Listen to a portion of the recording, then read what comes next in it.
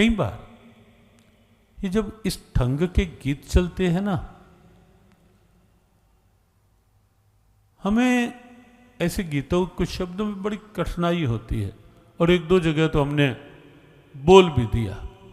ये जो अरे द्वारपालो कन्हैया से कह दो कि दर पे सुदामा गरीब आ गई, यहाँ तक तो ठीक है।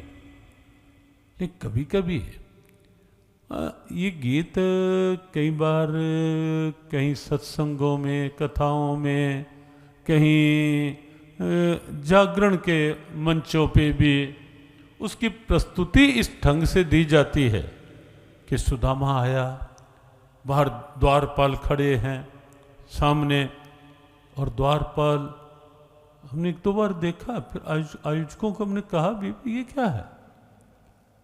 द्वारपाल खड़े हैं, सुदामा को धक्का दे रहे हैं, सुदामा फिर खड़ा हो रहा है, फिर सुदामा को नीचे गिरा रहे हैं। हमने कहा भाई आपको ये नहीं पता कि द्वारपाल स्वयं भगवान गोविंद के द्वारपाल हैं, और भगवान गोविंद के, भगवान द्वारकाधीश के द्वारपाल किसी ब्राह्मण द्वार पर आए किसी ब्राह्मण के साथ ये व्यवहार करें, हो ही नहीं सकता। क्यों आचार्य जी?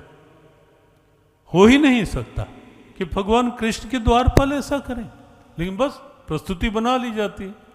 हमने एक दो बार रोका, और आप सबको भी ये संकेत कर रहे हैं कि अपने सनातन को हम कहीं भी स्वयं इस बात पे जागरूक रहें, अपने सनातन का उपहास ना होने दें। तो कई बार होता है, और जब उस गीत में ऐसी कोई लाइन आती है कि सखा बदनसीब आ गया है, एक लाइन उस गीत में ये भी आती है। हमने कई बार कहा कि सुदामा और बदनसीब, अरे भाई ये दो शब्दों का कहां से मेल हो जाएगा।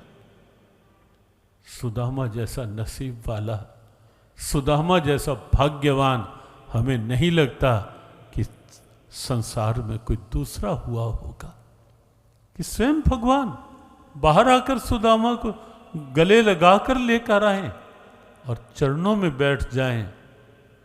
ऐसो बिहाल विवाहिन सो पकंटक जाल गड़े पुनि जोए, हाय महादुख पाए सखा तुम आए इते न किते दिन खोए, देखी सुदामा की दीन दशा करुणा करके करुणानिधि रोए, पानी परात को हाथ छुओ नहीं नैनन के जल सो पग धोए। जिसके पांव भगवान अपनी अश्रुधारा से धो रहे हैं, भला उससे बढ़कर सौभाग्यशाली कौन होगा।